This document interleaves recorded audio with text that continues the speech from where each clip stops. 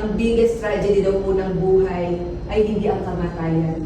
Ang pinakamatinding trahedya daw po ng ating buhay ay ang mabuhay ka nang hindi mo alam kung ano yung purpose mo. Meron kasing bad news. Ang lahat ay makasalanan at ang kabayaran ng kasalanan ay kamatayan. Ibig po sabihin ng kamatayan ay kamatayan espiritual. So halimbawa po, eto kunyari ito. Eto tali siya, di ba? Tali. So eto po ay, kunyari ito po kay Clea. Imagine nyo na lang po, eto nung pinanganak ka, elementary ka, high school, college, nag-business ka, nagawa mo lahat sa buhay mo. Busy tayo sa panahon na to. Dito sa buhay natin, dito sa lupa, sa mundo. Pero hindi natin naiisip na may eternity, may forever. Sino ba dito ginanawa sa forever? Kasi nasaktan ka na. Walang forever, ilang beses na ako nabigo, walang forever.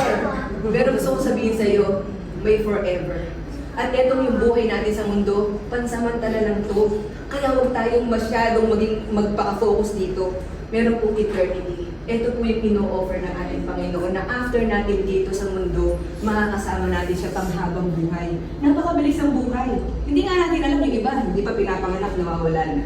Diba? Elementary, high school, hindi natin alam. Pero ang Panginoon, binibigyan tayo ng assurance na once tinanggap natin siya sa puso natin, pinaghali natin siya bilang sariling Diyos at tagapagligtas. Ino-offer niya sa atin yung libre, buhay na walang hanggan.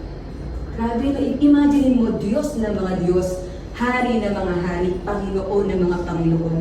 Inalay niya yung buhay ng kaisa-isa ng anak. Hindi po tayo maliligtas ng mabuting gawa.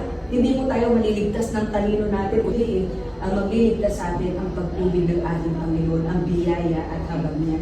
At sa oras po ito, pwede po bang sundan niyo ang aking panalangin kung willing po kayong tanggapin siya sa inyong puso at sa inyong buhay. Panginoong Jesus, sa oras na ito, tinatanggap kita sa aking puso.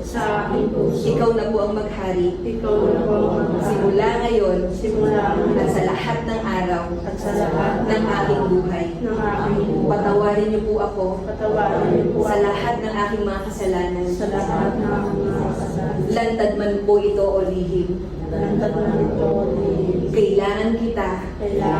Tulungan niyo po ako.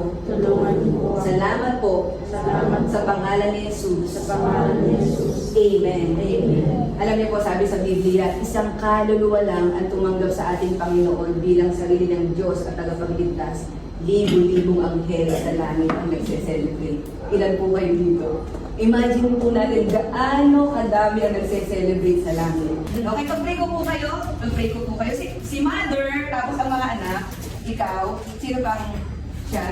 Yan. Tapos sino pa? Mga apo. Yan, mga kaibigan. So sige po, ipag-pray ko po.